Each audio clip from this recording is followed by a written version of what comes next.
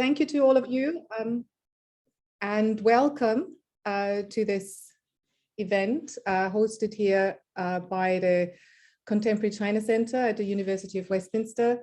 We are a virtual center, a small virtual center made up of a few good people across the university working in a number of different disciplines, but overall we are really focusing on cultural studies. So at the heart of the work of the researchers at Westminster really is a cultural studies approach to Chinese studies, and really we are defining Chinese or China in the broadest possible way, always also including the Sinophone and not being restricted to the study of the People's Republic of China. We have this year started this new format of events, which we called, well, I think most people would prefer to call it a Deconstructed conference, even though I kind of like conference Deconstructed, but it hasn't caught on. But in any case, we've had, this is the fourth event in that series, and the previous three have also all been recorded and they are available on the YouTube channel. Digital technologies. So we're talking today about the overlap between the digital and analog spaces. And digital technologies have no doubt radically altered how people across the globe live, work and connect with others and access information. This, I think we used to say, is particularly true for the People's Republic of China, a country with the largest internet population in the world, and also one that is very much at the forefront of digital innovation. So, it's smart cities where this comes up, but also e-commerce, wanghong or data collection, and anybody who travels or used to travel to China regularly without having a Chinese bank account and Chinese phone will also know that increasingly you're actually marginalized if you're not tied in and caught and captured on the digital platforms in China. But of course, there's also state surveillance, and we would say that digital technologies, they have variously enabled and expanded, but also compressed the possibilities for analog communities. So they're offline, the physical spaces, and activism and political engagement in China today. I mean, today is the 4th of May, obviously an important date for all scholars of China. And so how might the 4th of May 1919, or indeed the 4th of May 1989, where this day was also a very big day in terms of demonstrations, how might they have unfolded differently if today's technologies had been available? And in fact, we don't really need to sort of imagine that. We can look at and study the events of Hong Kong more recently, where of course digital technologies were incredibly important and important tools for protesters to organize themselves. But generally speaking, I think not just for the People's Republic, all of us over the last 2 years have engaged and embraced technology much more quickly and to a greater extent that we might normally have been inclined to, at least some of us. And technologies have facilitated our working lives and also our personal lives. So how much sense does it actually make to distinguish between the analog and the digital? We all, and in the context of, discussions, Heather will be very familiar with, you know what I'm talking about, but, we pay rent for spaces that we live in, but we also pay rent for spaces online. We pay rent for domain names and sites. We pay for storage in a container, and we pay for storage spaces online for our files. There's cryptocurrency, there are non-fungible tokens, which all seem pretty unreal and difficult to get your head around, but at the same time, they have very real value and very real effect in the offline as well. So we already exist in both spaces, all of us. But I think we don't understand half of how our activities online are informed by our activities offline, but also how the online activities change some of the offline spaces that we interact in. And here I'm really thinking of one of the papers that we've been working on in the British Journal of Chinese Studies, which in July is coming out with a special issue on gaming that Heather is leading on and has been doing all the fantastic work on. And I'm just thinking of one of the papers that talks about how gaming and activities and rituals and things that people do and enact online have also found their way into actual physical spaces like temples. So, how does gaming change, religious ritual and how actual religious places of worship are being used? So it's really, really fascinating. So in this vein, I really look forward to 2 long hours of learning in this fourth event today, where we welcome and bring together 3 wonderfully creative and original thinkers to discuss the dynamic dialectical relationship between the digital and the analog in contemporary China. And they will do so based on their own research, which ranges from the field of literature, politics and human geography, to see how digital events and debates engage with, reflect and inform the so-called real world and vice versa. I'm going to introduce each of the speakers now in turn in alphabetical order, and each of them will then speak for about 15 minutes and do their presentation. We're going to wait with questions and a discussion until the end. You can put your comments and questions into the chat, and your comments can be seen by everybody who is participating today. Now, we will be collecting them at the end, and we've also got Faye, who is helping us with the moderation and picking up the chats. Generally speaking, I don't think I need to say, but I always do say that this is, of course, an open and safe space for discussion and academic discussion, and all views are welcome. We also, however, hope that you respect, this space, and this is really for academic discussion. And I guess ultimately, should anybody in the extremely unlikely event of contravening these expectations or standards, we reserve the right to evict them.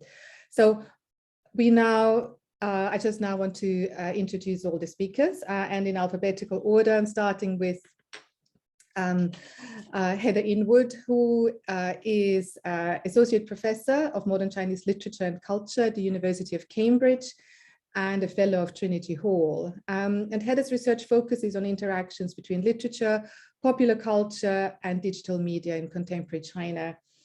She's the author of Verse Going Viral, China's New Media Scenes. And Heather is also currently working on a book on Chinese internet fiction. And of course, Heather is also one of the editors of the British Journal of Chinese Studies. Then Carvin Morris, currently at the University of Manchester, but I think from the summer moving to the University of Leiden. So congratulations on that. Carvin is a postdoc researcher at the Manchester China Institute right now. A human geographer, Carvin examines mobility and stillness across digital and physical geographies, particularly China's geographies, and considers the relationship between territory, borders, and informality across digital and physical spaces. And Carvin occasionally collaborates on zines. You've just recently had a project on that as well, of course, and a conference. So zines such as Pomelo, which reflects on the 1930s Chinese women's magazine, Ling Lung. And then Oscar Tianyang Zhou from the University of Hertfordshire, where he is a lecturer in media studies at the School of Humanities. And Oscar is interested in digital cultures and communications in a transnational context, including but not limited to media and technology in everyday life, queer digital cultures and activism, critical big data and algorithm studies, Chinese media and politics, as well as feminist media studies. So quite a smorgasbord of research interests there. There's nothing more to say from me. You don't want to hear from me anymore. So I'm going to hand over to Heather for our first talk. Thanks very much, Gerda. Hi, everyone. It's great to see so many people here. I'm feeling ever so slightly nervous about talking in front of this many people at once for the first time in a very long time. But I'm very much looking forward to hearing your thoughts on my part of today's event. And with that said, I should probably start with a bit of a disclaimer that this is very kind of preliminary research in a way that I'm presenting to you today. And I don't have any real kind of fixed conclusions about the kinds of phenomena I'm interested in and that I'm going to attempt to describe a bit in my presentation. And I'm hoping that that's a good thing, that the kind of openness of it, the open-endedness of it is kind of in keeping with our theme of space, digital and otherwise. The other disclaimer is that I'm going to be very much focusing on the digital side of things because I have not had an analog experience of China far too long. It's been years already since I spent any amount of time in China, very sadly. So I've been experiencing Chinese literature and culture and media entirely digitally over the last few years for many reasons.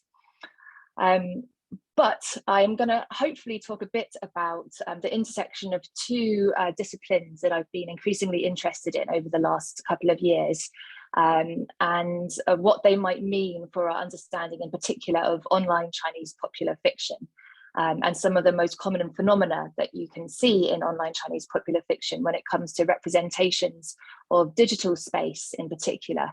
And how spatial representations in general seem to be shaped by experiences and understandings of digital media technologies. So the two disciplines that I'm going to be talking a little bit about in just a moment are spatial media studies, which I've been trying to give myself a crash course in over the last few hours. Sometimes this is also referred to as media geography, and geographers are taking an increasing interest in space in digital media, as Carwyn is way more familiar than I am with, I'm sure. And the second discipline is spatial literary studies, which sometimes also gets referred to as literary geography.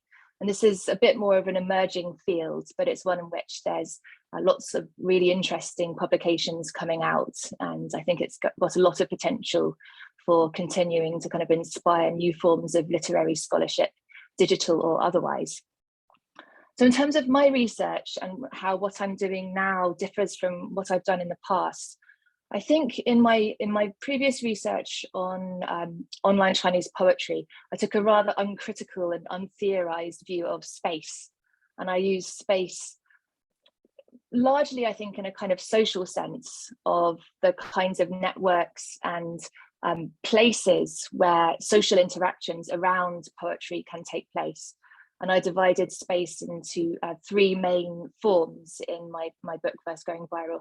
One was online space, one was print space, the interactions that take place in print publications. And the third was face-to-face space, which is a very awkward phrase, but anyway, that's what I use. So I was kind of interested in the impact of digital technologies on contemporary Chinese literature and specifically poetry in terms of the new forms of interaction that they allow, the new forms of visibility and networks and kind of communicative practices that have arisen around poetry in the era of the internet. And that's actually quite different from what I'm looking at now in my current project on online Chinese popular fiction, where I'm focusing much more on narratives of digital technologies. So looking at the ways in which these online popular novels reveal how digital media technologies are impacting our daily lives and the literary imagination. So it's kind of about how literature writes digital space rather than how digital spaces enable the writing of literature, if that makes sense. So on next then to my kind of crash course in spatial media studies and how this is useful for thinking about spaces, digitally enabled spaces in online Chinese popular fiction. So I started making lots of notes from different theorists and scholars who've written about media space and different forms of digital spatiality, blah, blah, blah, blah. And I noticed some quite different tendencies. So I've kind of done a very preliminary and quite possibly very ignorant attempt at distinguishing between kind of four main approaches to thinking about the relationship between digital technology and space. And the first is this quite early view that can be traced back to at least the 1990s, possibly even earlier, that digital technologies are spatial. And this is something that so many scholars have observed is evident in so much of the language we use to describe our experience of navigating digital space, navigating the internet. So, the idea of cyberspace to begin with, and surfing the web and going to a website, and all of this. It's all about movement into, through, and within certain forms of spaces.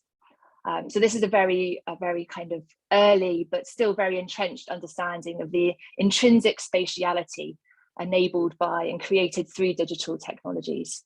So spatial, everything was spatial, basically. The second one is then a slightly more nuanced take, but one that's also become very entrenched already, which is to say that digital media technologies are everywhere. They're completely ubiquitous. They've become almost invisible. They're part of life. And it's pretty much impossible now to distinguish media life from real life. So this kind of idea of a collapse or a breakdown of the divide between the online and the offline has become, in a way, almost a paradigm in itself. And there are various scholarly terms which have been used to try to draw attention to this breakdown and divisions between the real or the virtual, the online and the offline. Terms like Deleuze's media life, the idea of the post-digital life, mixed reality, and so on. So that's the second one. Then the third one that I've noticed is people saying, yes, that might be true. Media might be everywhere and everything is mediatized, blah, blah, blah. But we still need to pay careful attention to some of the specifics of the kinds of human geographies that are created by digital technologies. And this includes ongoing divides and obstacles and different forms of materiality, exclusions, hierarchies of users, hierarchies of content, different forms and levels of visibility, which are enabled or unabled, is that a word? Disabled, that's the word, by digital technologies. So in other words, hang on, they may be everywhere, but we still need to look carefully at how they're actually being used, by whom, for whom, and so on. And then the fourth one, which I think is kind of more of an emerging one that I seem to notice, is the idea that if digital technologies and digital spatial practices have become ubiquitous and almost kind of banal, then what does that actually mean for the ways that we imagine ourselves as humans and the kinds of social and aesthetic practices that digital media technologies enable? So if they are really banal, then how is that reflected? Or how are other forms of the kind of non-banal still drawn attention to through mediated practices, and particularly maybe literature and culture? And I guess that's something that I'll be coming back to a little bit later on in my presentation. So I could give you lots of examples of specific scholars who've aligned themselves with these four positions, but I think I'll leave it at there for now. So the second discipline then, spatial literary studies or literary geography. There seems to be a relatively neglected area of literary scholarship to look at representations of space within literature. But as I say, it's growing, and I think it's quite an exciting academic discipline. And one of the books that I've found most useful so far has been edited by, co-authored by Mary-Laure Ryan and her co-authors. It's called Narrating Space / Spatializing Narrative. And they draw attention to the fact that space is an essential part of the construction or reconstruction of narrative worlds, because our human imagination can only picture objects that present some form of spatial extension. And in their book, they identify kind of 5 levels, basic levels of narrative space that we might study when studying spatial practices in literature. And I'll just list them briefly. I won't have time to go into any depth. But in case you're interested, the first one is spatial frames, which is a kind of immediate surroundings of characters in a work of literature and the kind of shifting scenes of action. The second is the setting, which is a relatively stable category, and it embraces the entire text. So it's social setting, historical setting, geographic setting, and so on. The third is the story space, which is all of the space relevant to the plot of a work of literature, and it's mapped by the actions and the thoughts, interestingly, of the characters. So the places that characters think about also form part of the story space. The fourth one is the story world, which is a concept that my PhD student Monica is currently doing a lot of work on, which is the story space as created and completed by the reader's imagination. And then the fifth one is the narrative universe, which is the world which is presented as actual or real by the entire text as well as all of the counterfactual worlds which are constructed by the characters through their particular beliefs and wishes and fears and speculations and so on. So it's both what is kind of real within the text and what might possibly be real as seen through the minds of characters within that text. So that's all rather complicated, but it just shows you that it's actually quite an interesting area of study, and there's lots of different ways of kind of getting into the spaces of literature. There's also in Chinese language scholarship a growing interest, I think, in representations of space in contemporary Chinese literature. And this is true both of online popular fiction and more print-based literature. There's one scholar in particular whose name has stood out to me, which is Zhou Bing, and he's written quite a bit on spatial, actually he or she, I'm not sure, spatial representations within online Chinese popular fiction. And Zhou Bing points out that there's a kind of dual meaning of spatial narratives. So there's the surface level where space has a narrative function and forms a kind of framework within the novel. And then there's a deeper level which uses space to deal with the fragmentation of life and its fast pace and its randomness. And it kind of deconstructs the definite structures of life and creates all kinds of fun and enjoyable experiences within virtual realities. So as I said earlier, I'm interested in how space is represented by digital literature, especially spaces which are created through or determined by digital technologies. And these include both real digital technologies and imaginary ones. And my basic observation that I can say fairly confidently at this point is that there's this vast proliferation of different forms of spatial representation in online popular fiction. There's lots and lots of different kinds of space and levels and forms of space.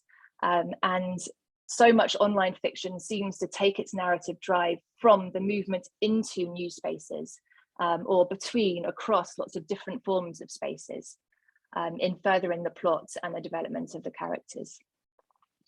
So I'm continuing to kind of further this move beyond the paradigm of the online-offline collapse and thinking if we take it as a given that these novels have already accepted the breakdown of the online and the offline, or the real and the virtual, or the physical and the digital, or however else you want to conceive it, then what exactly can we learn from these narratives about the cognitive experience of using digital media technologies?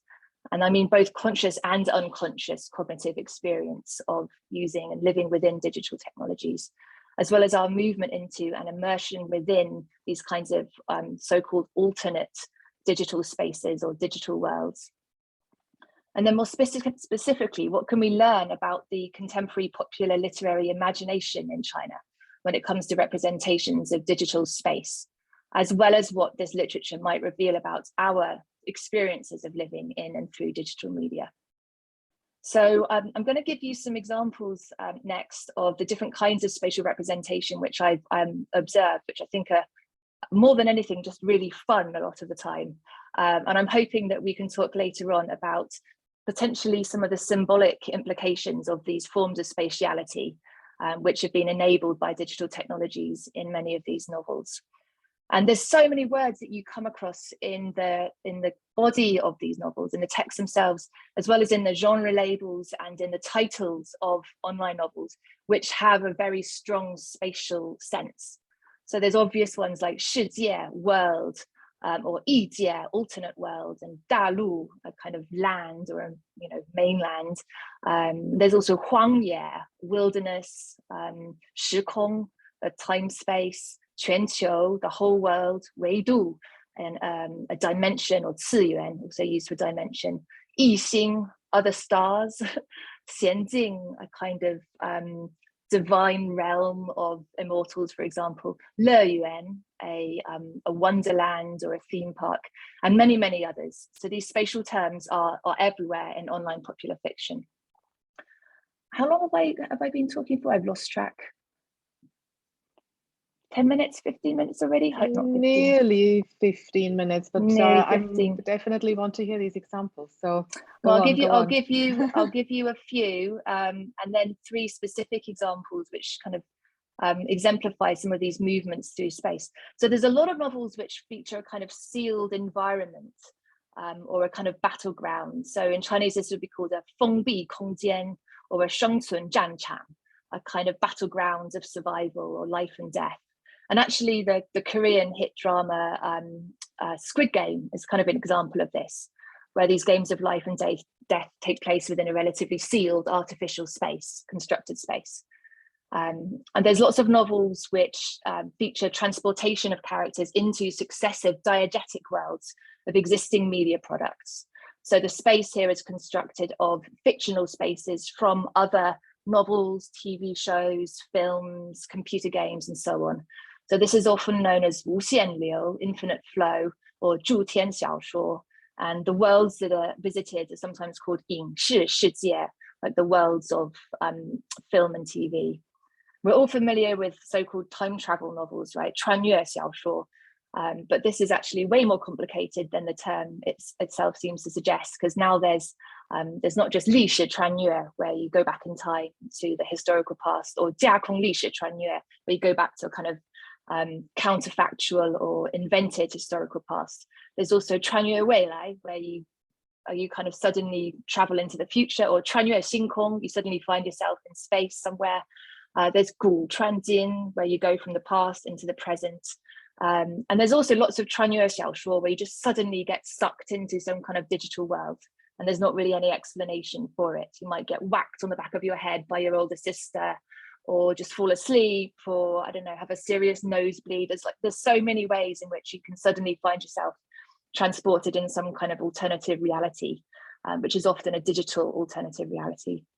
There's also like levels of spaces, nested space and magical spaces, which characters can carry around with them, which is obviously heavily influenced by computer games. So this would be like 秘密空间, secret spaces, or 随身空间, a space that you carry around with you, or a 时空小屋, a little room of time and space. And this is particularly popular in female-oriented popular fiction, which I think is quite apt, really. There's also the idea of space as a cheat system, like a form of 开挂, where you can use your access to a different space as a way of cheating the system or gaining some kind of unfair advantage within a game of life and death, or within an actual game, or within your kind of daily mundane life. There's also so many novels where you're reading it and you think, oh yeah, this is just, you know, our everyday world, and all of a sudden it suddenly appears that the character is in fact within a game, and they have access to data or different kinds of abilities which can only be enabled by digital technology. So this is kind of like 游戏小说 or 网游小说, but it's a kind of like an evolved form of game fiction, and that the world itself has become the game rather than the characters move between their real life and a kind of game world. And there's also increasing numbers of novels in the last couple of years, particularly on Qidian, which use higher dimensional realities as a trope for moving characters between dimensions.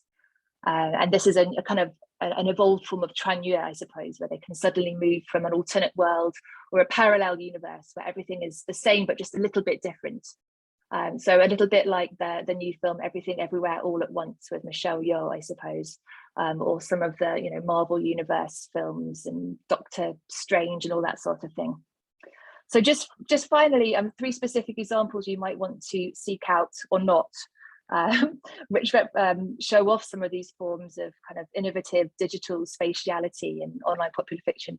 I've read some of a novel called 荒野女主播, Female Host of the Wasteland, and this is about a futuristic kind of star traveler, female engineer, kind of scientist character who suddenly found herself 穿越, time travel, space travel into this wasteland, and she's on a lifeboat in the middle of the ocean with just a few objects in the boat to try to survive. But then she also discovers there's this kind of flying drone camera thing which is observing her, and everything she does is being live broadcast to a massive online audience who she can interact with through some kind of mental probe thing, and she gets fans and she has to perform the act of physical survival for this digital audience, even though she's come from the future and now she's in our modern day. And yeah, it's quite funny.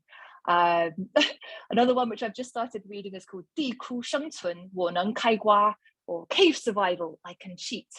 And the author's name is Yue Guang Mogu Wang, or King of the Moonlight Mushrooms, which is one of the best author names I've come across so far. And this is kind of like a narration of like a roguelite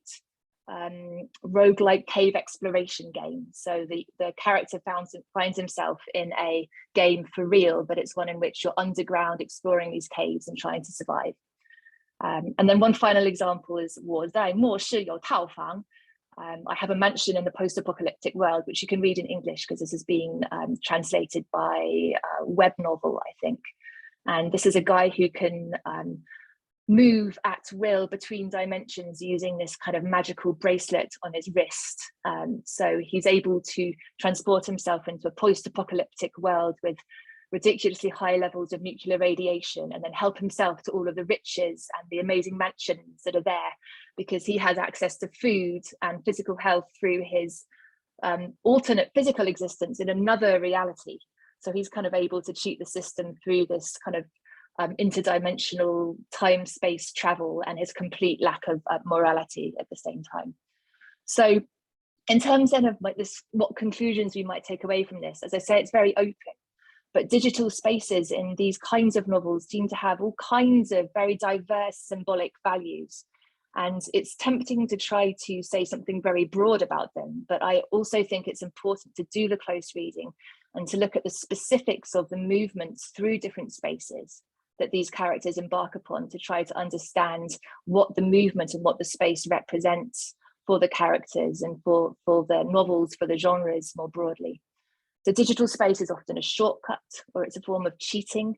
It can be a refuge, can be a means of escape, both positive and negative. Digital space can present danger and threats and external control and surveillance. It can be a place of opportunity, a space of community, a form of networked power systems, of possibility, in particular queer possibility. Digital space can be a space of global culture, kind of free for all of different global diegetic spaces from existing media products and literary texts. And of course, they can present these very complex, layered or mixed realities, which I think is going to be talked about a lot more in Carwyn and Oscar's talks. So rather than coming out with a very specific conclusion here, I'm going to kind of leave you with these possible symbolic readings of these complex representations of digital spatialities and online popular fiction. And challenge us to think more carefully and seriously about what these often very fun and funny and ridiculous, digital fantastical literature might actually tell us about our experiences, our own experiences, both conscious and unconscious, of living in and through digital technologies. And I shall stop there with apologies for talking for so long. I don't apologize. It sounds fantastic. These spaces sound fantastic, and thank you so much for this really, really interesting talk. I'm not going to say any more, just handing over to Carwyn, our next speaker. Hello, thank you for that. That was really fascinating. I'm trying to come up with the names of some other sort of fiction that I've read that kind of that your talk made me think of, and there's one particular series, but the name is escaping me right now, so I'll see if I can find it at some point. I'll do the I will share my screen. Share screen. There we go. Great. I'm guessing that is visible. Oh, good. Cool. So hello, everybody. I'm Carwyn Morris, a human geographer who explores a lot of things that Gerda mentioned earlier. Today, I'm going to be thinking a little bit about the relationship between physical and digital spaces. I guess I'll say for this, I'm thinking about the notion of the hybrid and the hybrid space.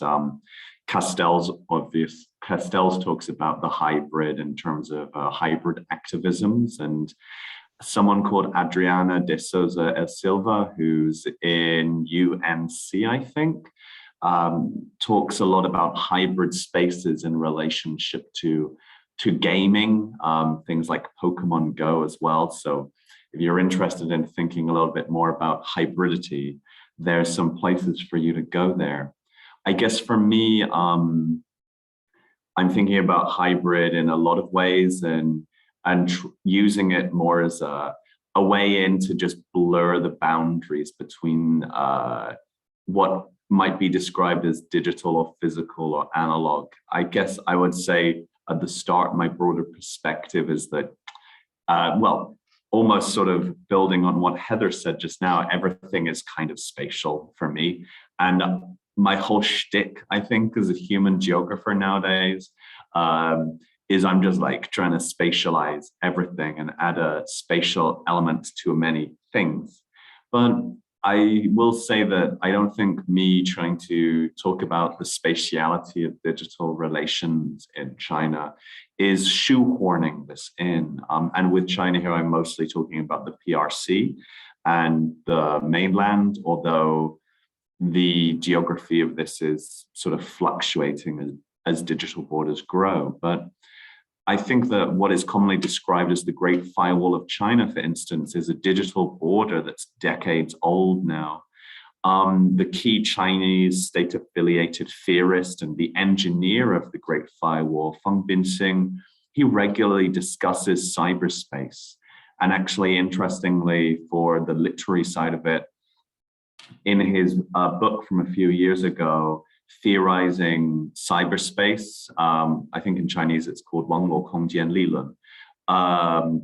He uses necromancer as one of his references to argue for this approach and the Chinese state approach to understanding spatial sovereignty and things like that. And China has also been, key in developing ideas around sovereignty, with many of them, like the key theorists in sovereignty nowadays, sort of creating links between sovereignty and space. And finally, the main group and government department in China that's dealing with these things is called the Cyberspace Administration of China in English. Clearly, space is a key way in which things are being discussed, analyzed, thought of, probably one of the ways in which policy is being produced and how policy futures and the imaginaries of the internet and the imaginaries of governance are coming about.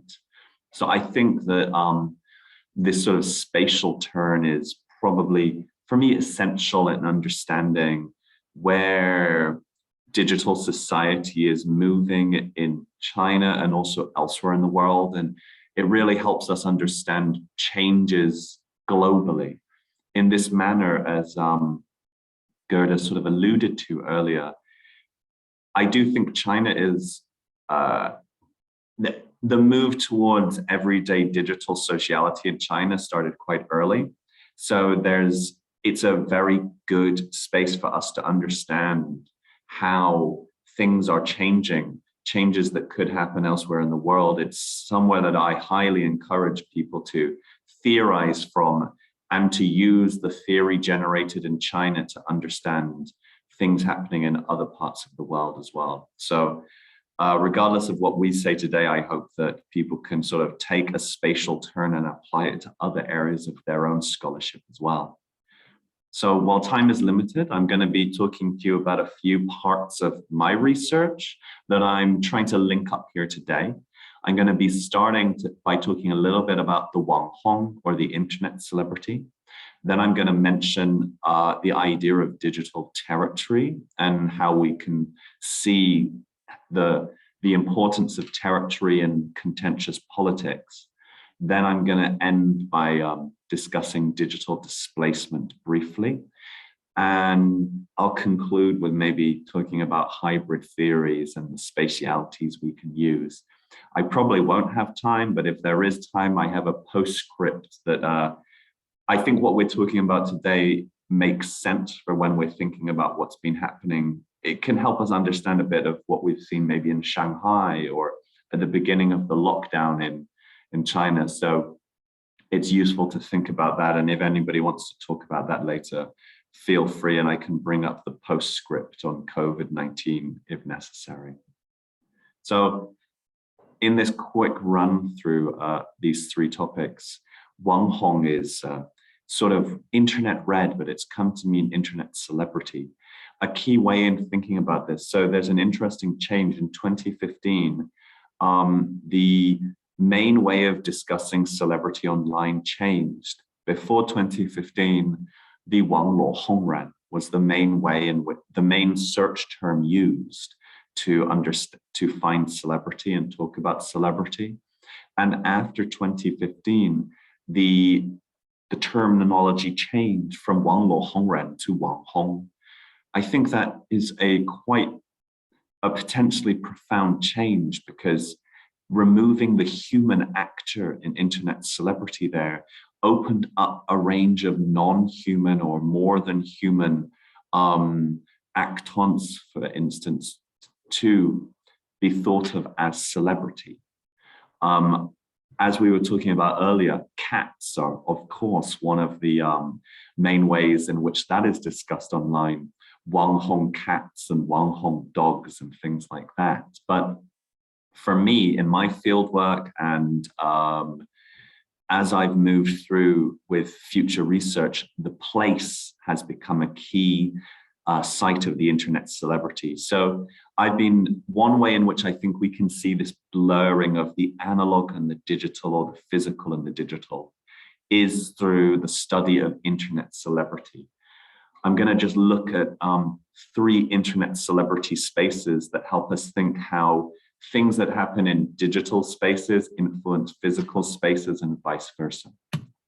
The first of these is Liziba train station in Chongqing. And I must say at this point that what I'm talking about with the wanghong here, this is research that I'm conducting with Amy Yueming Zhang at the University of Manchester and Asa Roast at the University of Leeds. So this is sort of co-research that I'm presenting here. But Liziba, this train that goes through a building in Chongqing, regularly posted online. And we think this is one of the sort of first wanghong spaces. Interestingly, this was a space that was produced before the idea of wanghong spaces were emerging, and it got labeled as wanghong. It might be one of the first wanghong spaces. Why is it wanghong? Well, firstly, it is, the images and videos of this place are circulated widely online. That circulation online, the likes, the sharing, it leads to people coming to Chongqing to see it, to stand below it, to take videos of it, to go on the train from one stop to the next stop, to ride the wanghong experience. But this online phenomenon of sharing obviously has impact offline.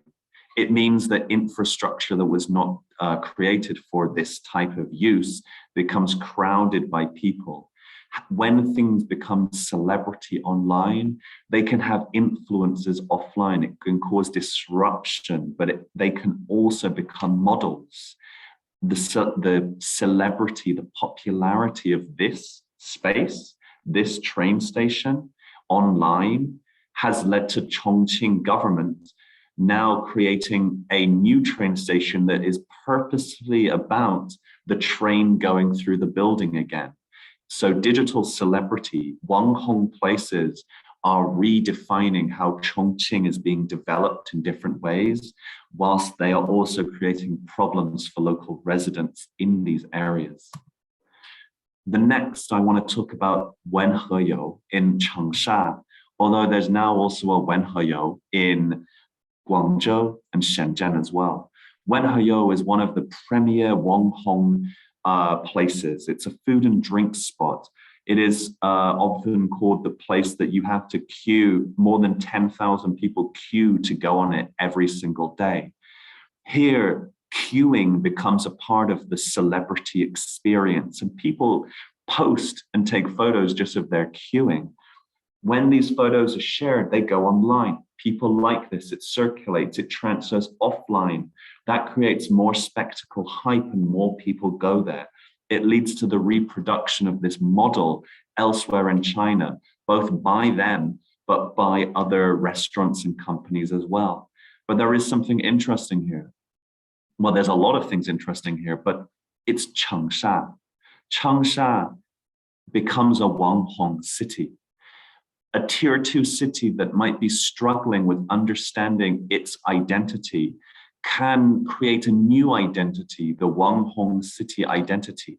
It's different to the world-class city identity we've seen elsewhere. And with this wanghong city identity, we start to see that, that Changsha, as a tier 2 city, the models that it creates can be transferred to tier 1 cities as well. Through the wanghong, we begin to see how geographic structures and urban structures within China are being reimagined and redeveloped. Finally, the final wanghong example I have is Aranya near Qinhuangdao. This is a way of thinking about wanghong as a purely sort of aesthetic spatial environment where people can go, where people can escape from the city. This way of thinking asks people to move to different areas. It fetishizes the coastal and the rural, but actually Aranya is part of Qinhuangdao. It's a city of 1.8 million people. It's in a development district there. It's rural, coastal, and almost humanless facade that is often shared in pictures is only possible because it's a gated community. Here we get to see that the wanghong can subvert our ideas of what urban, what rural, what coastal are. And as we see the wanghong through the images that are circulating online, when we go there, we might be denied access to the place, and we might see that the real place is much different to what we see online. This is a very quick journey through wanghong. There's a lot more to be said, but feel free to ask questions about it. I'm going to move on to the next aspect now.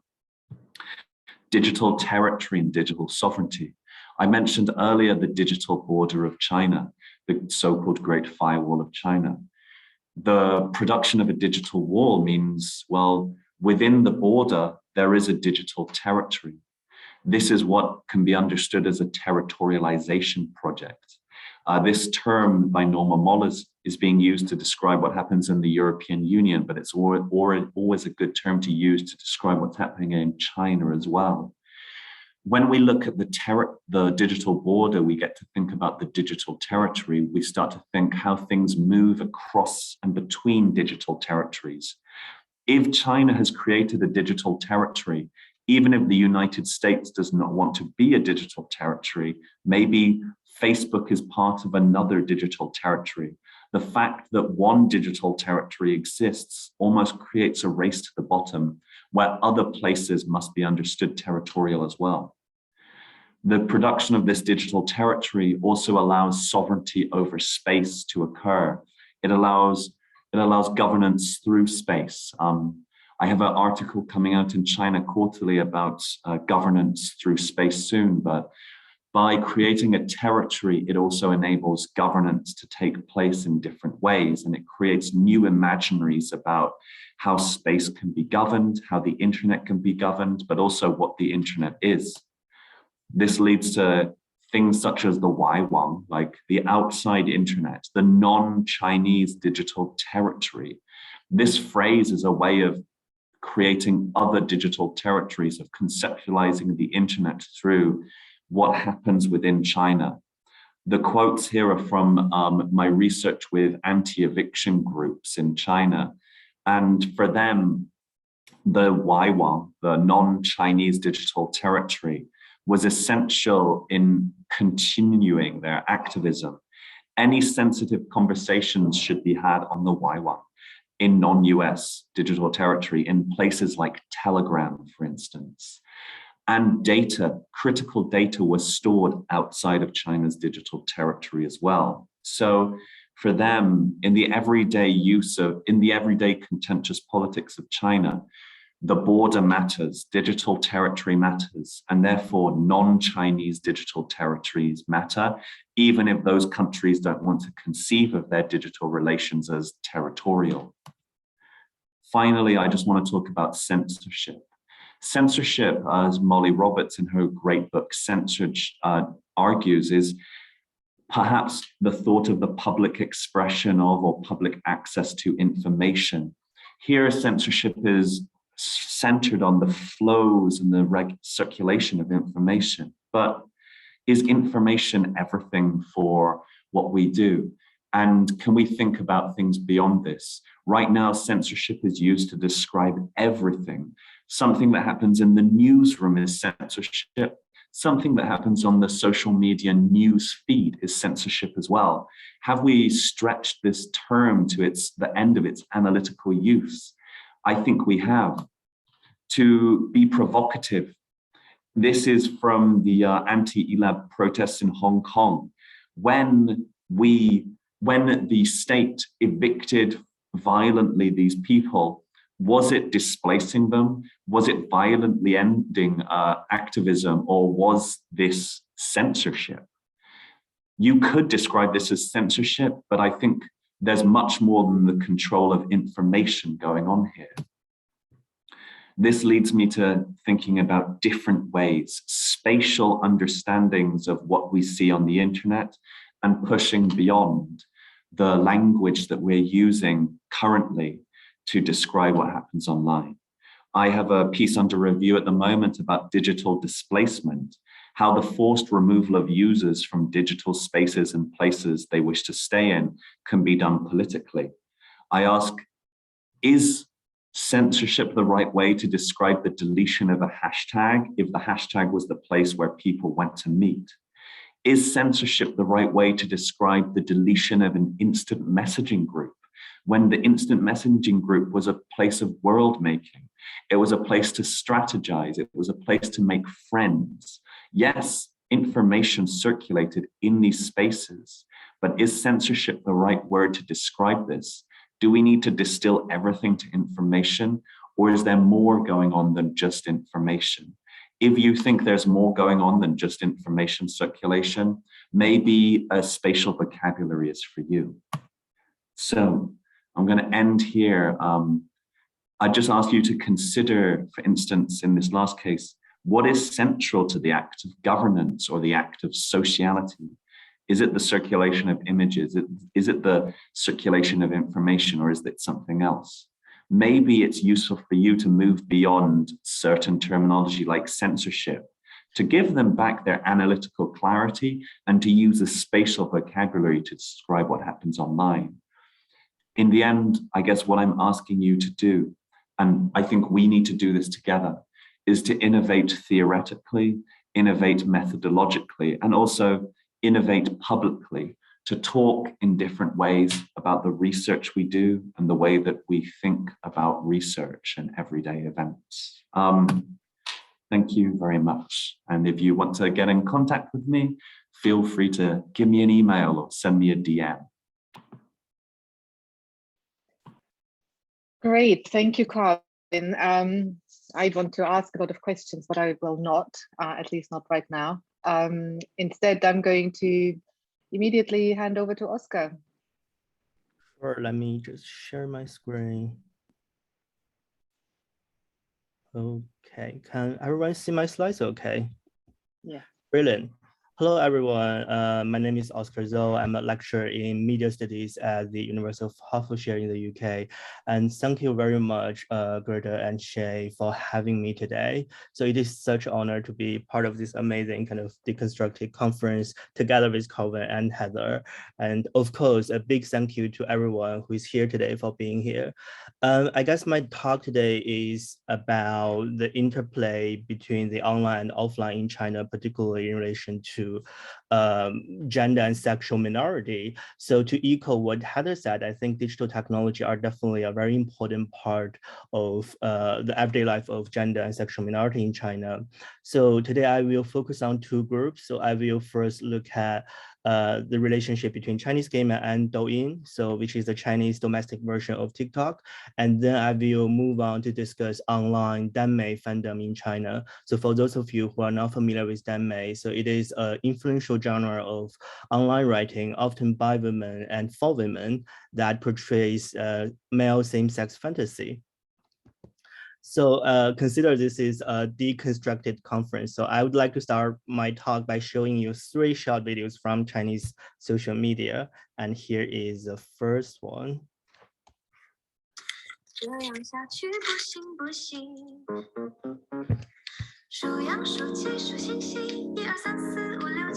So that's the first one. And here's the second one.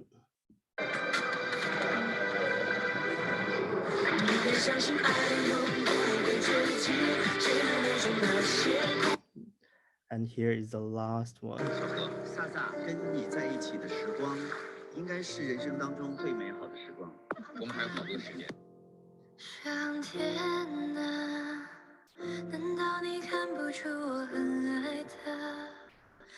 Okay, so the first 2 short videos come from a forthcoming journal article I wrote together with my colleague, Dr. Shuai Wang from Xi'an Jiaotong Liverpool University. So we looked at we use algorithmic ethnography to enroll algorithm to gather some meaningful qualitative data to examine how Douyin's algorithm intersect with gay visibility in China. So what we found very interesting was the fact that short video featuring this kind of gay romance were very popular on Douyin. And on one hand, in China, we all know that we have media censorship of LGBTQ issues since 2015, I think, Guangdian Zongju, the State Administration of Press, Publication, Radio, Film, and Television announced a rule that banned any kind of TV shows, films, as well as online streaming services depicting this kind of non-normal sexual relationships, including homosexuality. And also more recently, since 2018, I think Chinese social media platforms started to launch this kind of campaign to clean up the platform, including removal of all gay-themed content in order to comply with Chinese laws and regulations. However, on the other hand, interestingly, we have this kind of sweet viral gay romance videos on Douyin, and most of them tend to spotlight everyday lives of their creators, performing very romantic gay intimacies and relationships in a range of diverse ways, from cooking, eating together, to pillow talk, to from shopping at a local supermarket, to flirting on a train, from joking like teasingly to kissing in a very cinematic way. So in contrast to this mainstream kind of media scene in China, where severe restrictions have been imposed on the spread of homosexual related content, Douyin seems to kind of privilege and reward this kind of gay romance videos, similarly creating a new kind of queer space in China. So if you look into this kind of gay romance videos, so they're kind of fascinating material for us to think about the boundaries between the digital, the physical, and also, like Colin said, how things are changing in China. So they're normally filmed in kind of mundane private queer space, such as bedroom and living rooms. So the bedroom, particularly a young gay couple's kind of bedroom with this large double bed, simple and cozy looking beddings, as well as a cute couple sleepwear, has become a new sensation for gay short video creators and a niche queer aesthetic on Douyin. So not only Douyin, but also TikTok, the global version, has been actively showcasing the traditionally private space of the bedroom. So their algorithm celebrating this kind of youth bedroom culture, which has been facilitated by the global lockdown due to the COVID pandemic. So many media scholars observe that TikTok tend to facilitate this kind of viral spectacle of girls' bedroom culture, particularly, which invites this kind of celebration where the logic of the platform's metrics. However, in Chinese context, bedroom is very special. I think it has long been seen as very important, safe, and sometimes the only space for Chinese queer community to explore their kind of identities, sexual desires, and sexuality. Though there is a rise of commercial queer spaces in urban China, particularly in metropolitan cities such as Shanghai and Beijing. However, on Douyin, I argue that the bedroom cannot be considered as private anymore, since it has become this kind of recurring background in many creators' video with millions views and likes. So they tend to include recognizable popular hashtags, inviting their viewers to comment on their private everyday gay intimacies in bedrooms. So the second video I played was produced by a gay creator who is 23 years old with 1 million followers. And thanks Colin for providing the very helpful contextual information in terms of wanghong. I think he's definitely the one of the 同志 wanghong. So he and his partner were participating in one of the most popular challenge on Douyin, namely 看我手势行动, follow my gesture, in which two individuals, typically close friends or heterosexual partners, perform this kind of extravagant body gesture immediately prior to a kind of train or vehicle whizzing past. By participating in this kind of challenge on the platform, I think Douyin not only encourage gay creators to publicize their private space, but also invites them to queer the public space. So for gay creators participating in this kind of challenge really demonstrate that gay intimacies are compatible with the platform structure, which made this kind of gay visibility sustain as a resistance to the invisibility experience in real life. And many gay creators love to film their videos in kind of this metropolitan subway stations. That's a very popular kind of public venue to do this kind of short videos. By showcasing this kind of same-sex intimacy and affection in public in a very creative way, I think these videos could reconstruct the heteronormative realities of this kind of public space. And another popular venue is a local supermarket, which could be queer on Douyin. And I think I have another example here. Let me show you this short video.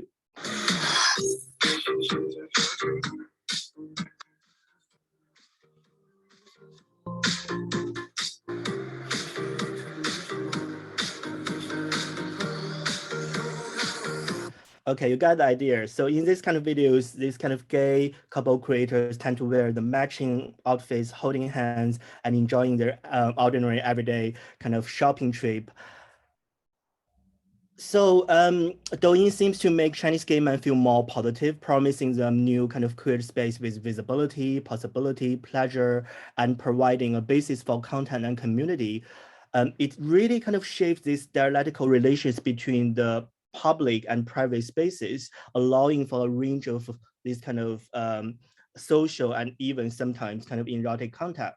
However, these creators' experience and content are very specific to the platform itself and mediated by Douyin's structure and algorithm. So many gay creators tend to particularly include popular hashtags such as roommate, couple, everyday vlog, foodie, cute pet to follow this kind of popular search pattern on the platform itself, which intertwines gay intimacy in everyday life with consumption, certain kind of lifestyle and popular culture. And therefore you can argue that this kind of perpetuating the homonormative gay politics in post-socialist China, where gay identity can only exist as a private, individual, consumption-oriented identity. So their digital vlogging practice somehow are limited by the platform's algorithm, which guide them to offer more recognizable kind of gay content at the same time, really punishes the diverse video genres. So this kind of sweet homonormative spectacles really perfectly fit into Douyin's own image, like being young, 年轻, and having this kind of positive energy, 正能量. So rather than providing the authentic access to resources, and they feel to correspond to many Chinese gay men's lived experience, especially those who are poor, who are rural, HIV positive, non-monogamous, and selling sex.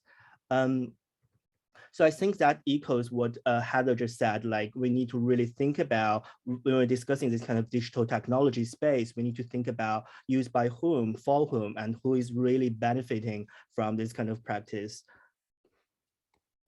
So this last video I played was a Chinese Dan-made Tongren fan video featuring a gay romance between He Jun and Xia Beining, two of the most influential male TV hosts in China. So I'm currently working on another project about Chinese Dan-made Tongren fandom, which is a subgenre of Dan-made, also predominantly female, which foregrounds a romantic or erotic relations between male characters from the source text. So it's really demonstrated how Chinese female fans can creatively rework, transgress, and subvert their favorite popular media text to speak to their own shared interest and fantasy. So those kind of videos satisfy their kind of desire in ways that their state-owned and commercial counterpart do not.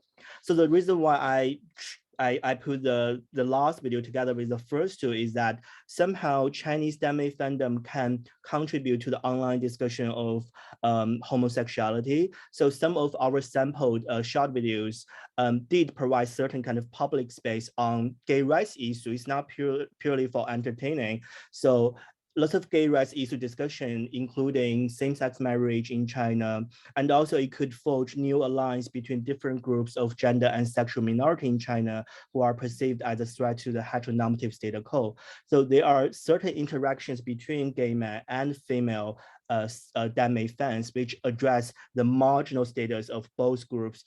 They can express their yearning to be proud and out in China.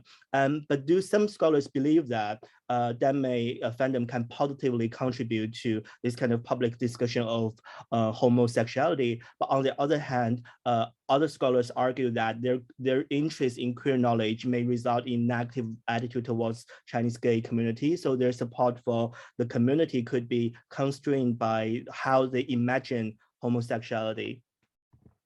But I found deme is particularly interesting because as female sexual desire and pleasure is still a taboo in China, so it allows Chinese women to explore, express, and fulfill their sexual desire and fantasy. And sometimes it is the first communal place where they can freely talk about sex without shame. And some fans enjoy the kind of sexual explicit stories, but other female fans, what is fascinating for them is about those kind of eroticism. It's less about its pornographic content, but the communal character. So online deme fandom can establish a safe and empowering space in which discussions of non-normal sexualities are considered normal. Although, as some scholars argue that this may not fundamentally change the gender norms and stereotypes in China, deme is progressive in that women can freely express and exchange their sexual fantasies, speak of their sexual desires, and discuss what turns them on or off in a generally supportive and sympathetic environment. Finally, so when we're studying the interplay between the online and offline in contemporary China, I think it's very important to avoid, like both Heather and Colin said, to avoid generalizing about the group as a whole. I think reality is always very complicated and diversified than our theory can represent. And there's no such thing as gay short video creators, all deme fans, whose character can be set once and for all. And I think it's also very important to avoid imposing narrowly political meaning onto everyday digital practice in China. So when I'm researching with Chinese deme fans, especially the young generation, and they tend to engage with politics in a very broad ways that move beyond the fixed political labels such as feminist. So exploring and negotiating with deme so they reconstruct power relationships among individual and social structure. So it is definitely not organized feminism, but many women enjoy deme because it's allowed them to create their own culture and participate in a genre that can express their own social visions and fantasies. And most importantly, they try to meet the current needs of the communication and sharing of the community. And so I guess that's all from me. Thank you very much.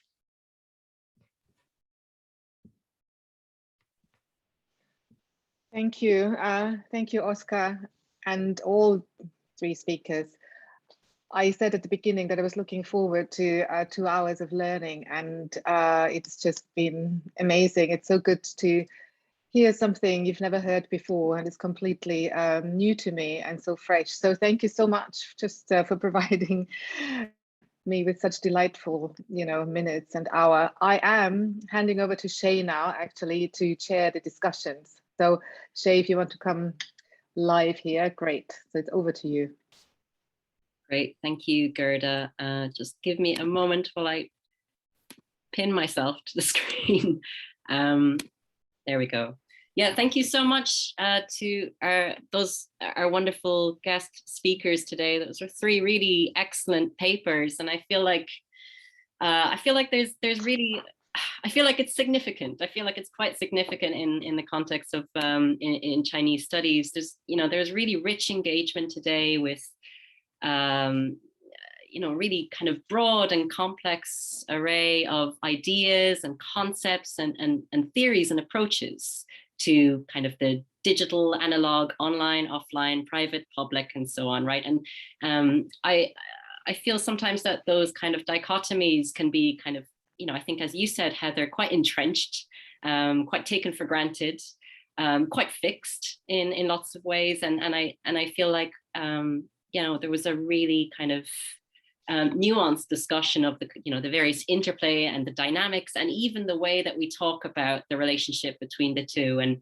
the splitting the two, and ideas of collapse, for example, ideas of hybridity, and so on, like the confines of language sometimes when it comes to talking about digital and analog.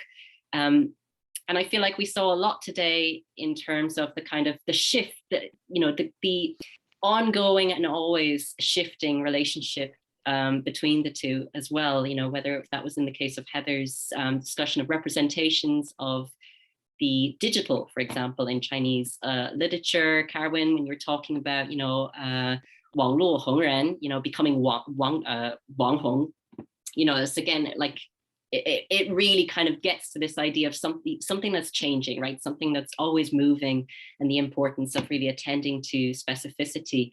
Likewise, with the reimagining of urban spaces, something that's kind of constantly ongoing and never fixed. And likewise, Oscar, I really enjoyed your paper as well about kind of publicizing queer private and public spaces, and shifting meanings around the bedroom, for example. So, I think we really start to see something that's quite slippery and quite shifting when it comes to talking about the relationship between digital and analog, the various dynamics, how they feed into each other, how they kind of inform and shape each other, whether that's in the case of Chinese literature, queer bedrooms, wanghong. And so I think today, something that really struck me across your 3 papers was the importance of constantly revisiting, and revisiting in specific contexts as well, and particularly in the case of the PRC. So it was a really, really rich kind of examination of specificity right now, at the kind of current moment, and how that's changed from, say, 5 or 10 years ago. And I also really appreciated the kind of, avoiding generalization, which I feel like is such a, I feel like it really does happen so often in the case of Chinese digital spaces, that there's a kind of quite fixed idea that's imposed on the entirety of Chinese digital spaces in a kind of timeless way as well. And I'm thinking in particular of like the way that social credit systems are discussed, for example, there. So yeah, thank you for those really rich papers. And I'd really take Carwin's point as well about the importance of innovating and kind of, rethinking how we talk about different spaces, how we think about the relationship between digital and analog, and the kind of terms and ideas and concepts and methodologies that we bring to the study of the relationship within, across those 2 spaces. So really, yeah, I still find myself really struggling with how to talk about the various back and forths.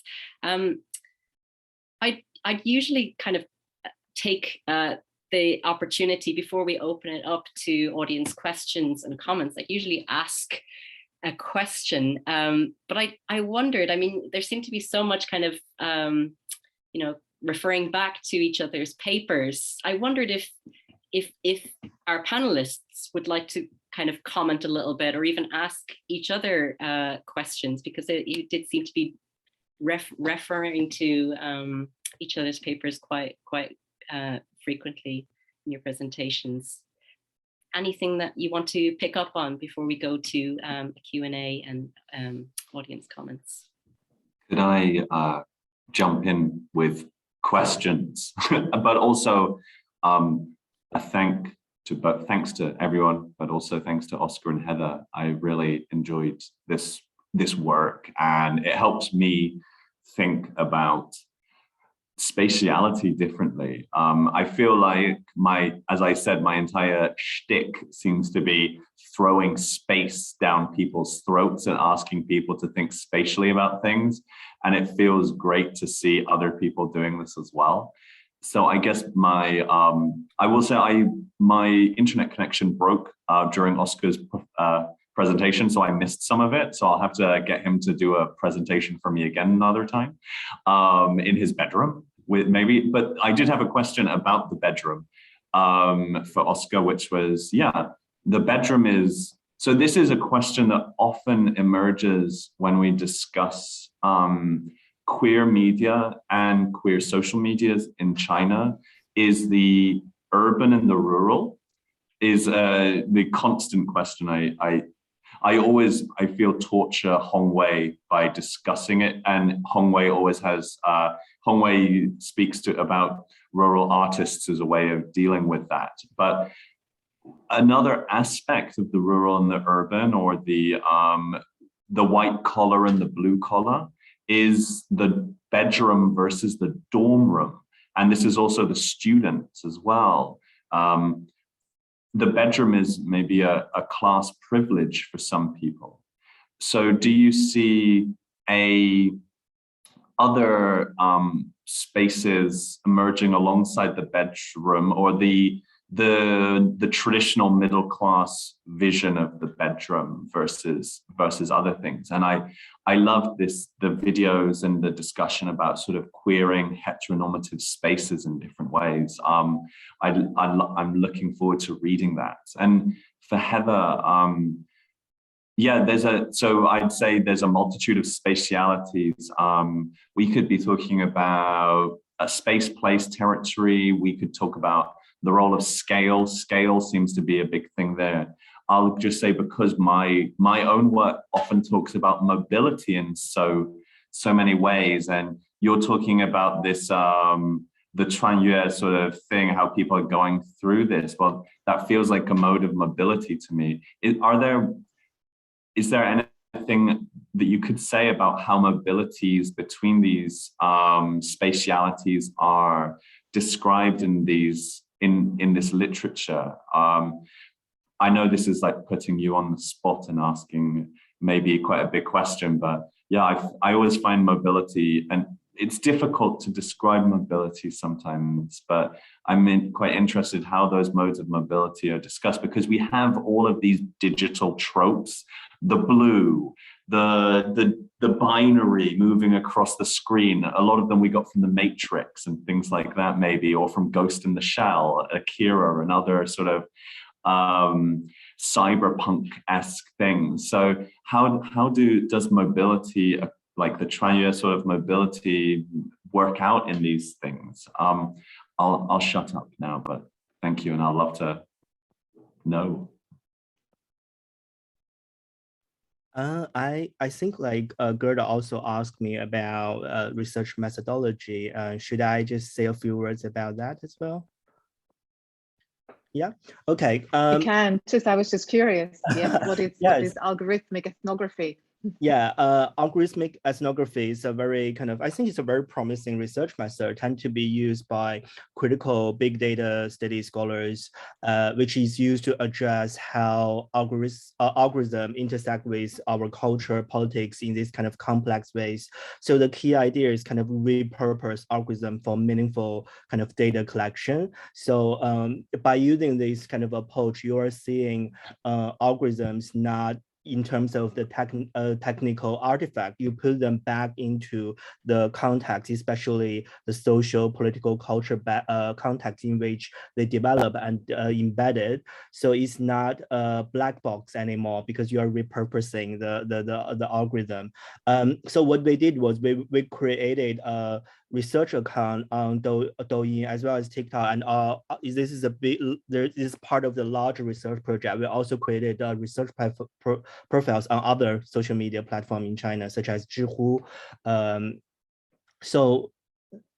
then what we did was we initially liked 4 kind of short videos featuring this kind of gay intimacies, and then we just keep kind of liking what pop up on the kind of For You page, and then we liked the similar kind of genre, and then it's recognized by the kind of algorithm, and they keep recommending the kind of similar kind of genre, and then in the end, I think for only kind of 2 weeks, we got nearly kind of 200 kind of same genre of video. So really the idea is about, if you're using this method, so if you are a stranger on TikTok or on Douyin, so you want to explore a certain topic, so you repurpose the algorithm and you can see what kind of picture the algorithm going to present to that audience. And we use this method to study gay visibility in China, which is very fascinating, because all the kind of creators we saw, they are very young, they're 19 to 20-ish years old.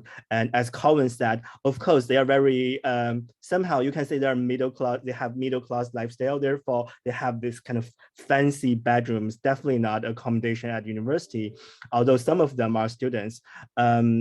Yeah, and I think because their kind of videos are intersecting with consumption lifestyle and middle class lifestyle in urban China, so somehow I think that's kind of a thing wanghong tend to do, right? So you have this beautiful kind of bedrooms, you're making videos. Plus, I think it was influenced by the COVID situation as well, because people tend to post lots of videos, film them in their kind of bedrooms during the COVID pandemic. Yeah, and yes, it would be amazing to work together with you on the wanghong City, because I came across some short videos that there are lots of fans and strangers saw that Tongzhi wanghong at a kind of a particular public venue, and then that venue could be popular because of them. So they are querying the public space and making it popular as a wanghong spot, maybe.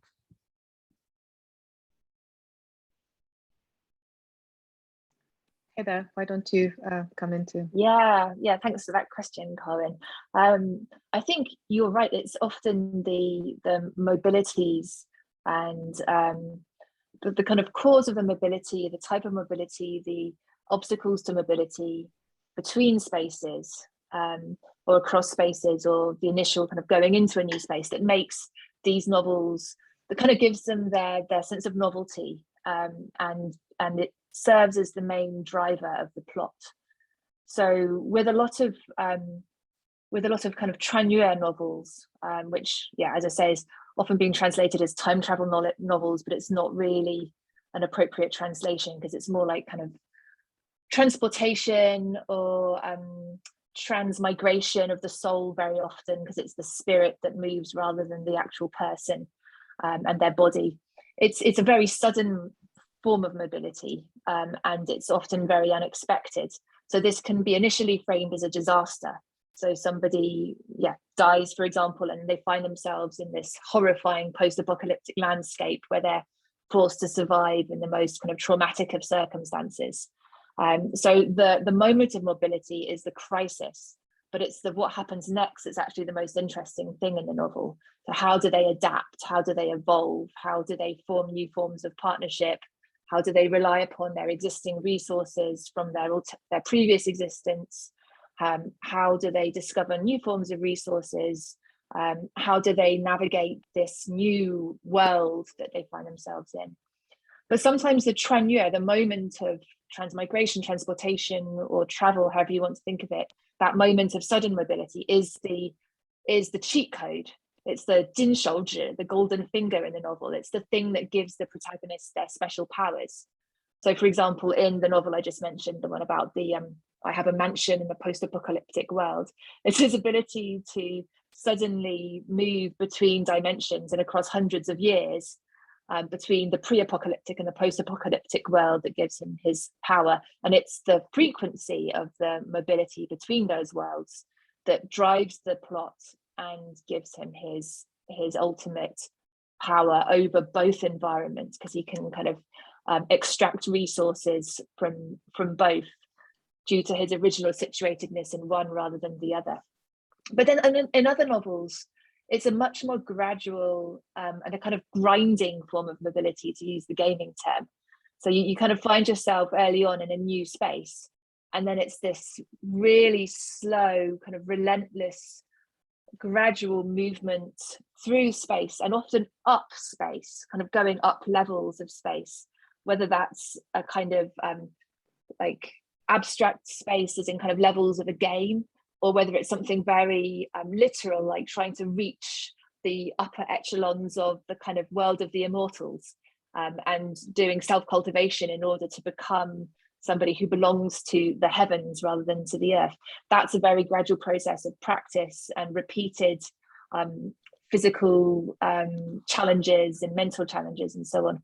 So yeah, in short, it's the form of mobility that defines the genre very often, and that gives the plot its momentum and is the main source of interest for the reader. And its experimentations in mobility and the combinations of spaces, which also functions as one of the main forms of innovation and excitement for readers.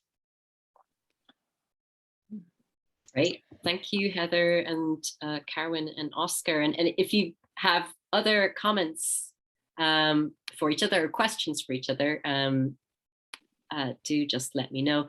Gerda, you had a question as well for Heather about mobility, I think. Not so much a question, really. I just have a comment on the mobility, and a couple of comments, and a question then for Carwyn.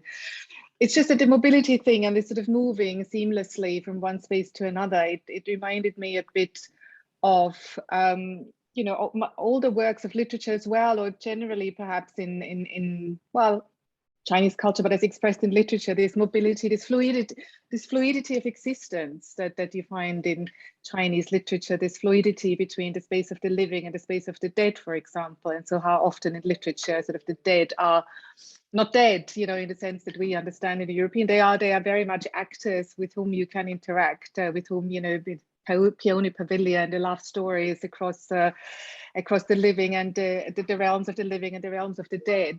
And so maybe, you know, I just wondered whether there is sort of an extension of that we see in the types of literature that you're researching, Heather. And equally, if you go in Chinese medicine and the concept of qi, of course, there's also a transgression of boundaries. There isn't a boundary between the body, you know, the individual person's body and the environment, and so much of the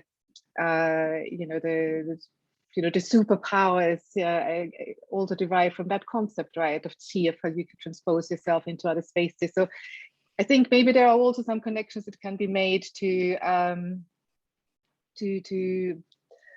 similar phenomena, but in much older literature. Sort of, so it's in the internet literature that you describe. You know, it's just, you know, it's obviously a proliferation of that. And I really liked, you know, what I think, Carwyn, you said that, you know, learning from Chinese theory and learning from Chinese experience and being more advanced in, you know, digital culture, to use it as a simple term, and looking to China and then theorizing, either picking up the theories that have been developed there, or theorizing on that basis to then learn and apply it to other areas. I think that would just be so wonderful, because it's all, and I can just endorse and really applaud that. I think it's something that we should all heed.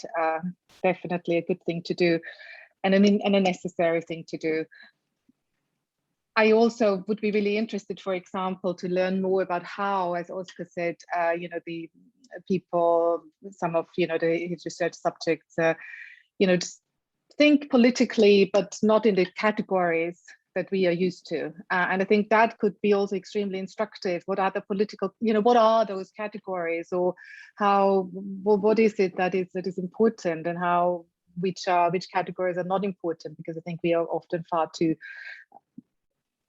sort of imprisoned almost in the categories in which we think. And clearly censorship, I think, is one of them, as you know, Carwyn picked out as his third topic. You know, censorship, I mean, it's like, it's politics and it's censorship, and probably mentioned it even in our own blurb for this event today. So I wanted to ask Carwyn quite specifically, you encouraged us on one of your last slides, you sort of encouraged us to think in different terms, use different terms, start to use a different language, and a more differentiated language, and maybe a language that uses spatial terms, to speak of all the different phenomena that are currently sort of labeled censorship. I wondered whether you just give a couple of concrete examples of that.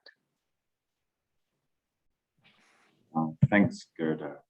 Yeah, big question. I think that the sort of, first I'll start by saying this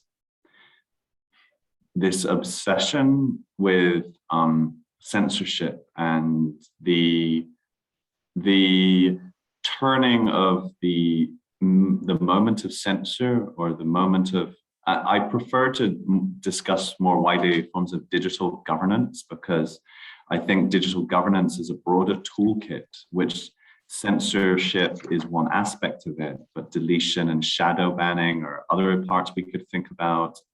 You can add in, link that over to classic concepts such as relational repression by Duncan O'Brien, because that's definitely a thing. I'm sure we all know people, friends and colleagues who might have posted something on Twitter or shared something in a lecture abroad and had problems through their family who are still in the PRC or something like that. So I prefer to bring this together to think about the toolkits of digital governance. On that first thing, coming up with new terminology is hard. I tend to encourage people to, I think it's good to not, so a good friend of mine said we need to burn and this is a common sentiment, burn the masters of the past and come up with new stuff. And whilst I agree with that sentiment in one way, I don't think that always needs to mean we need to burn all of the ideas and concepts we've been using for decades, because some of those ideas and concepts can be very valuable in teasing out things that become invisible to us when we only use newly invented concepts. And from the digital geographic position here, I mentioned US digital territory. When we think about scholarship on digital relations geographically, we begin to notice that while scholarship about activism, for instance, might be discussing activism in Egypt or activism in Syria, they're all taking place on Facebook, on Twitter, on YouTube. They're all taking place in US digital territory. So that means that a lot of the vocabulary, a lot of the lenses, the toolkit which we've been using to discuss these things is very US centric. People have decided to try and theorize. People think that they are, but we're theorizing globally and we're saying we shouldn't just look at the US, and then we're only theorizing from US sites. That means that places like China are where alternative theories and alternative ways of seeing digital relations can come from, which is why I think that's important. Therefore, my suggestion is often, if one doesn't want to use the so-called like the emic terms, the things that people are using in the field as ways of describing these things, like Jahal, like bombing an account and things like that, or the other things that we can talk about, I would encourage people to look backwards and to see terms that are used to create broader, wider genealogies of these terms, and that enables us to look at how similarities emerge. Digital displacement as a term means that we can compare, sometimes in productive ways, how displacement from a hashtag differs or is similar to displacement from a building. How by using these terms, we are able to break through the binary and to compare this stuff at the same time.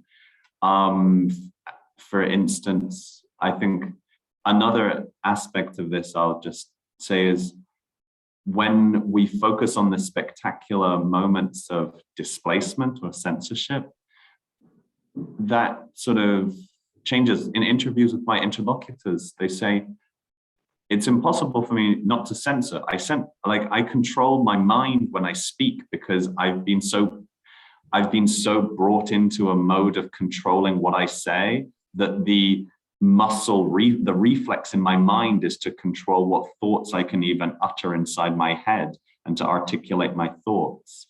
So this might not be much of an answer to that question, I think, but that by moving beyond these terms, we can do that by using terms we're already using, but we think lack usefulness now.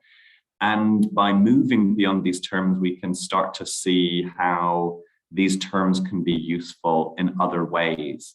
When we move beyond the spectacular moments and we look at the mundane, everyday realities of these things, we might be able to see more powerful examples of digital governance or more powerful examples of things. And digital governance is one sphere to look at this, but mobility is for instance, the spatialities, mobility is occurring in all forms of digital relations. And I think that these terms shouldn't be discarded. We can discard the theorists if we want to, because we might not think that their work is fit for purpose for a variety of reasons, but the terminology can still be powerful and can still be very useful in thinking through what is going on now. And also, as we were saying, it's very easy to follow the trends that are going on. Crypto is so cool now. NFTs, how can we not do research on NFTs? Text messages were so amazing 10 years ago. How can we look at political contestation in China without thinking about the text message? Now nobody looks at the text message very often. But if we have a stronger foundation that travels throughout time, so we aren't just looking at frivolous moments, snapshots in time, I think that's quite important to have as well. My lights just went off.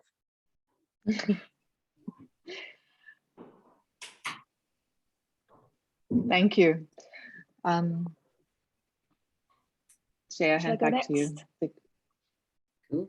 Did anyone, sorry, before we've got a couple of questions coming in the chat, but before we go to those, did anyone want to add any of our panelists want to add anything or any questions to? Well, Heda, I think might have questions for others as well, yeah.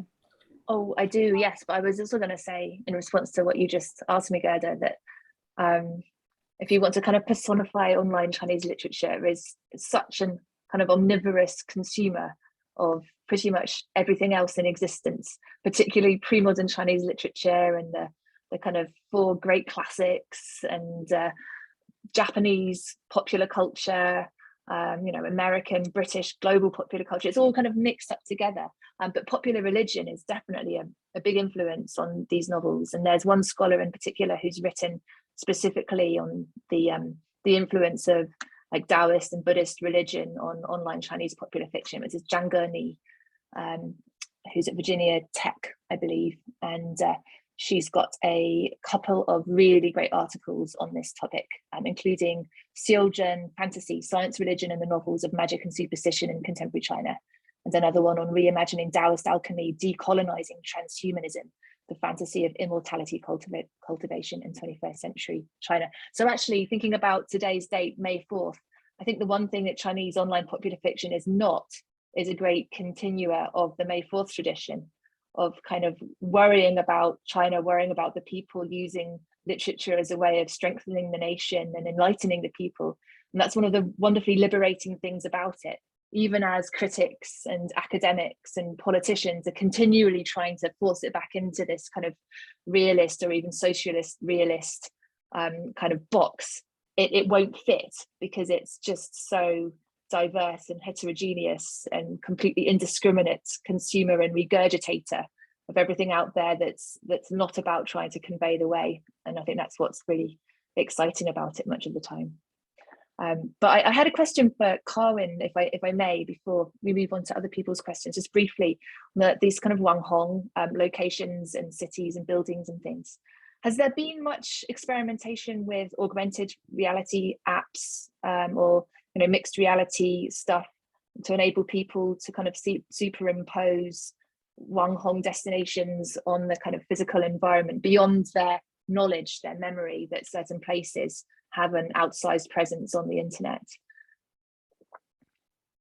In all honesty, I've seen experimentations with augmented reality and things like that, but I can't remember seeing like augmented reality described more broadly like this, to think of wanghong in other ways and to extend it. What I would say is maybe there is a way of breaking that down that I'm seeing, for instance, with the massive digital screen rather than the augmented reality. Like large scale screens, Wenheyou, for instance, in, I think it's the Shenzhen Wenheyou, but I'm not 100% sure if it was Shenzhen or not. They have a corner of their building is this screen that changes. So augmented reality, I haven't seen as much, but there is this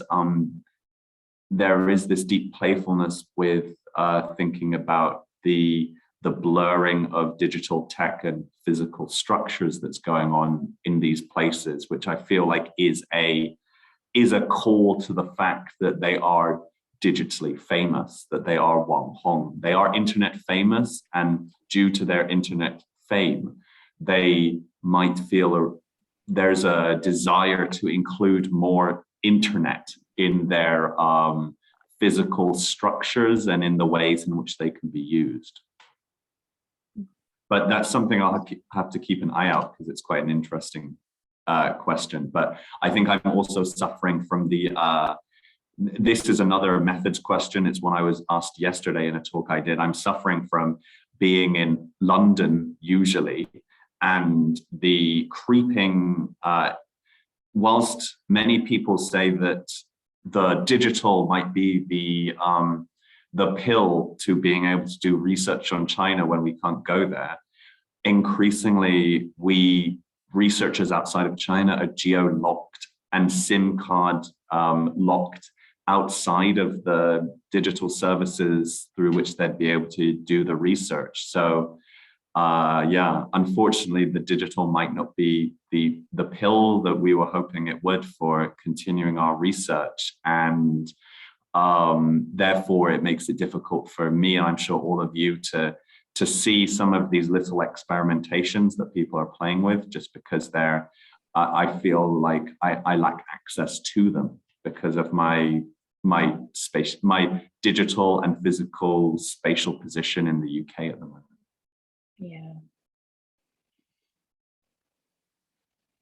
Great, thank you, folks. And yeah, thank you, Carwyn. It was one of the questions that I was thinking of putting to you all, because I've heard this come up on at other events, that researchers are thinking of turning towards digital spaces as a way of doing research in the PRC. But as you said, Carwyn, these kind of being geo-locked out, depending on where you're, I guess, physically based is another really major issue in that too. So conscious of the time, I'm going to turn to some of the questions that we've got in the chat. So Faye has asked a question. I was curious, how do you all view the correlation between digital representations, i.e. social media, TV series, and everyday lived experience of individuals in China, and also how to avoid overly generalization in your research? All right, folks, so any takers? Who wants to? I think Oscar should go. Okay, I can go first. So I really want to say a few words. I completely agree with what Carwyn said. This kind of the US dominance internet studies in general, because in my field, which is LGBTQ internet studies, so recently scholars are calling for this kind of reflections on the geography of LGBTQ internet studies, because I remember this very interesting conversation with a publisher. When you publish something about digital queer culture in China, so somehow you need to add this kind of entire contextualization chapter. But if you're working on the digital queer culture in the US or in the UK, maybe you don't need that chapter to give a contextual information. So really highlights this very imbalanced kind of power relations within academia itself, if you are looking at the East Asian context in general. That's the first thing. So by saying that, I still encourage anyone who are working on this kind of intersection between digital media and gender and sexual minority to still do their research, because I think those kind of fragments, like in the queer history in China, they're changing so much. So they are changing so quickly. I remember some case studies I did like 5 years ago, they're gone, no data, no stories. So we need, as a storyteller, somehow I consider myself as a storyteller. So you need to do your research and to make sure these kind of stories are, worth remembering. So somehow I think I would highly encourage anyone who are looking at this kind of project, do your research, tell the stories. So that's the first thing. So how to avoid overgeneralizing, I guess, for my project. So I did my field work back to 2015, 2016 in Beijing, working with around like 30 gay men in Beijing. So what I learned from them was sometimes we need to challenge ourselves. We need to rethink those, our own social positionality we took for granted. And in my case, I think it's not kind of just, gender, class, race, but also technical social positionality. So somehow we're using TikTok, we're using Douyin, Instagram every day, but it doesn't mean like every single gay man in China is using TikTok, right? So to avoid that kind of generation, we need to really challenge the technological positionality we took for granted. And lastly, I think I have a question in the chat box to ask me this kind of misrepresentation of this kind of danmei fandom in China. Yes, as well as the kind of gay creators. I think for the gay creators, they are representing a particular homonormative gay identities. By saying gay identity in China, they are constructed in this kind of very complex and sometimes contested cultural field. They're neither a wholly global culture, they're not radically different from the West. So somehow we need to be careful with those kind of empirical data. And I'm very cautious about my own work. I'm not doing activism work, so somehow I can present this kind of academic debates. I think when you're doing gay rights social movement activism in China, that's could be a completely different story. So I think to that point, I think sometimes our knowledge can, I'm from this happy school, so I'm a little bit positive about this kind of visibility. I think it's good if you have some visibility on gay visibility on TikTok, on Douyin, but also we need to be cautious. This is not activism. So when the activists develop their strategy, maybe that could be a different story. Heather, do you want to go? Oh, sorry, Carwyn. I know you need to go. You need to leave soon, Carwyn. Yeah, I do. On this one quickly. Sure, yeah. I will go to Monica's question just briefly, the IP config thing. IP visibility thing. I was discussing this last night and also this morning. I think many people think this IP visibility thing was supposed to help tackle the geography of misinformation and to bring clarity to when these evil foreign forces are polluting social media with dangerous thoughts on everything. From a conversation, and this is extremely anecdotal, but a conversation I was having this morning, someone was saying, yeah, this is it, but what people are seeing is that there's a lot of patriotic commentators or a lot of anti-Western commentators who are not living in China. It shows, in showing the geography in making clear the geography of misinformation and disinformation here, there is a chance that we will find out that a lot of the misinformation and disinformation that is on, let's say, the more nationalistic side of the spectrum or xenophobic side of the spectrum is also not from China. This could be, this form of visibility, I think, might, I hazard to say that it's good, but it might help in seeing that it's much more complex than people like to point out. And it also might help people I think a lot of people know that their data is being stored, but we are not often visibly reminded of how much the system knows about us. And this is one way, a visible reminder every day, every time you look, of what the system knows about you. And I think that bringing awareness to these things is always, it can be good, even though there is an outline of terror there as well, of horror about it as well.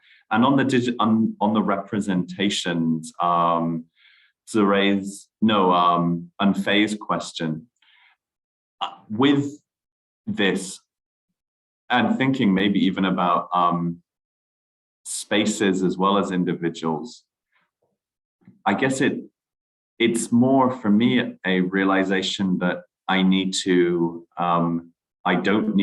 shouldn't generalize. It's just one of those researcher things that whatever, we might have done our PhDs, we might be working in great institutions, but we can always fall into the trap of overgeneralizing and overthinking things. And it's a constant reminder that I have to myself not to overgeneralize, to remember there is a broader geography, a broader demography of things happening. And what I would say maybe for myself is that the way that often plays out, whilst it's an internal dilemma, an internal process, it's very important to be public about that, because there are really pernicious and dangerous dehumanizations and flattenings of China going on. And by being honest about this, these thoughts that we have and these feelings we have about not over generalizing, we can break down some of these harmful flattenings of China that often go on, and global Chineseness, which people of the diaspora who might have no links to the PRC and non-Chinese East Asian diasporas can get brought into this in ways that are quite harmful, not because they want to be drawn into it. So I would say this is something I always have to think about, and I encourage people to talk publicly about and to be a part of breaking down that flatness. I'm really sorry I'm going to have to go now. Thanks for hosting the event. And if anybody has any questions, I'd love to just send me a DM at Carwin on Twitter, or send me an email. Thanks so much. Brilliant. Thanks so much, Bye. Carwin. Thank you and goodbye. Have a good day. On Carwin's point, I was really reminded of the first event we did in this series, which was about China threat discourses and academia, right? So kind of thinking about how particular ideas about China are produced and circulated within academia. And yeah, really, really important to kind of reflect on questions of positionality, which actually brings me right to Nick's question in the chat. And I wondered, Heather, if this was a question that you might like to address, or perhaps you might like to come back to Faye's question as well about kind of politics of representation, particularly when it comes to kind of fantastical literature, for example. But I'll leave it to you to pick up on what you want to pick up on. Oh, thanks, Jay. Yeah, they're both really big questions that are hard to avoid generalizations while avoiding generalizations. But I think Faye, your question, I think one of the ways to do it without simply reading texts as some form of direct or even indirect representation of kind of lived experiences of real people is to talk to audiences and readers, and to read the vast amounts of online commentary that is out there of mediatized representations. So the comments that you can easily access on reading apps like Qidian, for example, and all of the reviews and commentaries on Douban and everywhere else. And of course, that's always also a kind of performance, and it's always a partial representation of what audiences are thinking, and they're not always free to say everything they would like to say. But what I've noticed, and I've got a lot more work to do in this area for my own project, but I've noticed so far is that often the kinds of commentary, particularly the fleeting comments that you get on media products and text, are extremely funny and extremely mundane. So even when you're reading the most like ridiculously fantastical novels, particularly when they're ridiculously fantastical, people are drawing these very mundane real life inferences from them. And they're talking about, just to give you one example that I gave in a talk earlier this year, there's this novel in which this guy wakes up at the top of a high-rise building and discovers that there's flooding on the floor of his apartment. And he thinks that maybe the water has flooded, blah, blah, blah, blah. And there's all the discussion in the comments about, oh, you need to inform your landlord, blah, blah, blah, blah.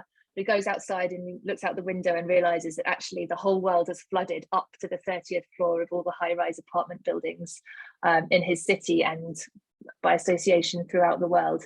So this is a disastrous kind of global flooding situation. But the commentary is all about kind of the politics of landlord-tenant relations and stuff. So I think it's often in the commentary that you get the most useful information about what people are taking away from these media representations, which of course makes sense. And in response to, try to be brief, in response to Nick's question about the other way around, representing these kind of Chinese discourses and contexts and things to Anglophone audiences, for me, I think one of the most important things is to always go to language first. So rather than always starting with a kind of translated version of the concepts that you're trying to explain, use the Chinese terms and explain the Chinese terms, and explain and talk about and open a discussion about how some of the linguistic differences that come into play in distinguishing different kinds of experiences and contexts and discourses are really important. And if you don't look at the actual Chinese language contexts of these kinds of text experiences, discourses, whatever it is, then you're going to be missing a big part of the picture. And actually, I think Anglophone audiences are interested in learning through this angle about what's going on in China, in Chinese academia, in Chinese media and culture. So don't shy away from using Chinese language terminology and talking about it, and thinking about how always translating stuff into English sometimes skews people's understanding. Just one possible response, I think. Brilliant. Well, thank you so much, Heather, and thank you, Oscar, and for Carwyn, who's gone at this stage. But yeah, I think we'll have to wrap it up here. We're about 2 minutes over time already, but this has been a really fantastic and a very rich discussion today, and a really you know, what an excellent way to end the Contemporary China Centre's conference, Deconstructed conference series for this year. So a massive thanks once again to our brilliant panelists for sharing your work with us today, and for engaging with us in such a wonderful way. And thank you to you as well, our audience members, for joining us today and for your thoughtful questions and comments as well. So that concludes today's event, and it concludes our conference series for this year. We will be doing this again next year in the new academic year. So do follow us on Twitter at CCC blog UOW, and our blog, CCC blog. And of course, you can follow us as well on Eventbrite, where we'll be publishing details about our forthcoming events for the new academic year. So thank you once again, and I hope to see you very soon. Thanks, everyone. Thanks, Shay. Thanks for having us. Take care.